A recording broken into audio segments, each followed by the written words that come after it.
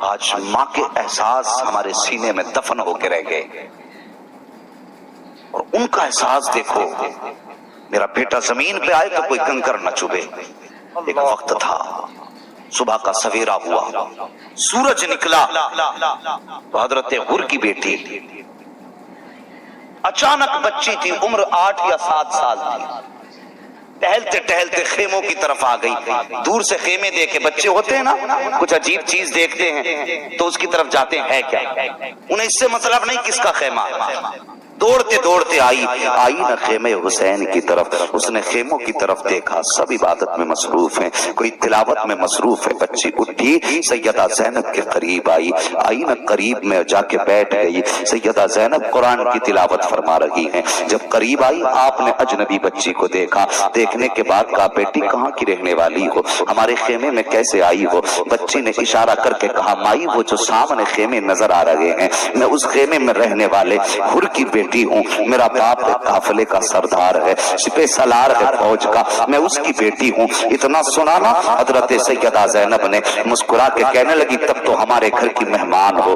اللہ اکبر۔ آپ فرماتی ہیں، بیٹی ہمارا دستور یہ رہا ہے، ہمارے دروازے پہ جب کوئی مہمان آیا ہے تو ہم نے اسے خالی نہیں بھیجا ہے، لیکن افسوس کیا کریں، آج ہمارے گھر میں پانی نہیں، ایک گھونٹ بھی، اگر پانی ہوتا تجھے پانی پلا دیتے، اگر ایک لقمہ روٹی کا ہوتا ہم تجھے روٹی کھلا دیتے۔ یہ بات آپ نے سیدہ حضرت زینب نے کہی حضرت غر کی بیٹی سے۔ اس کے بعد آپ کی نگاہ اٹھی، اچانک سامنے سے سیدہ سکینہ کا گزر ہوا، آپ نے حضرت سکینہ کو دیکھا، آواز دی، بلایا، کہا بیٹی ذرا قریب آؤ۔ جب قریب آئی حضرت سکینہ، آپ نے نگاہ ڈالی حضرت سکینہ کے چہرے پہ، آپ نے اپنے کانوں میں دو بالی پہن رکھی تھی۔ حضرت زینب کہتی ہیں، سکینہ جی پھوپھی کا یہ ہمارے گھر پر مہمان بن کے آئی ہے، اور کوئی مہمان ہمارے دروازے سے خالی جائے یہ ہمیں گوارا لگی ہے، ہم کچھ دینا چاہتے ہیں۔ حضرت سکینہ مسکرا کے کہتی، کیا دینا چاہتی ہو پھوپھی؟ کہا بیٹی اپنے کانوں کی ایک ایک بالی اتار دو، تاکہ ہم اس کو خالی ہاتھ جانے سے بہتر ہے کہ تمہاری بالی پہنا دی جائے۔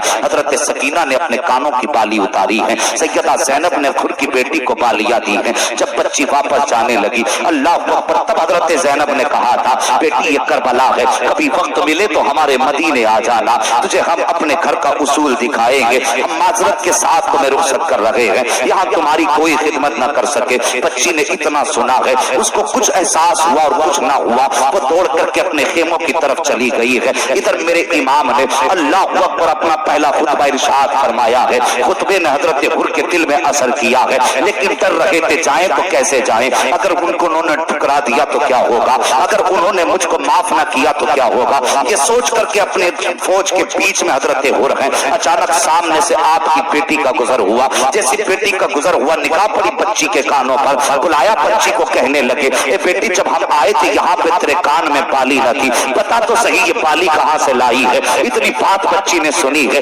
اشارہ کر کے کہتی ہے، بابا وہ جو خیمے نظر آ رہے ہیں، میں صبح ان خیموں میں گئی تھی بابا، جب میں ان خیموں کے اندر گئی میں نے عجیب حال دیکھا، ایک سفید بالوں والی خاتون تھی، انہوں نے اس پیار سے مجھے سینے سے لگایا، ماں میں جب ان کے قریب پہنچی تو ایسا لگا جیسے ماں نے اپنے آنچل میں سنبھال لیا ہو۔ میں ان کے قریب پہنچی تو بابا ان کے خیمے کی کہانی عجیب تھی، وہ کہنے کے لگی، ہمارے گھر میں پانی تک نہیں ہے، اگر پانی ہوتا تو پلا دیا جاتا، ان کے خیمے میں روٹی کا ایک ٹکڑا تک نہیں تھا، بابا میں نے ایک پالنا دیکھا ہے، اس کے اندر ایک بچے کو دیکھا ہے، پیاس کی وجہ سے اس کے ہونٹ سوکھ چکے تھے، وہ اپنی زبان کو سوکھے ہونٹوں پر پھیر رہا تھا، بابا اس خیمے میں اتنا پانی بھی نہیں ہے جو بچے کی پیاس بجھائی جا سکے، بابا وہ خیمے والے کتنے اچھے ہیں، جب واپس آنے لگی تو انہوں نے مجھے اپنے گھر کا پتہ بتایا اور کہا تھا کبھی وقت ملے تو ہمارے مدینے آ جانا، کہا تیری خدمت کر کے غلام ہم تمہاری مہمان نوازی کا حق ادا کریں گے۔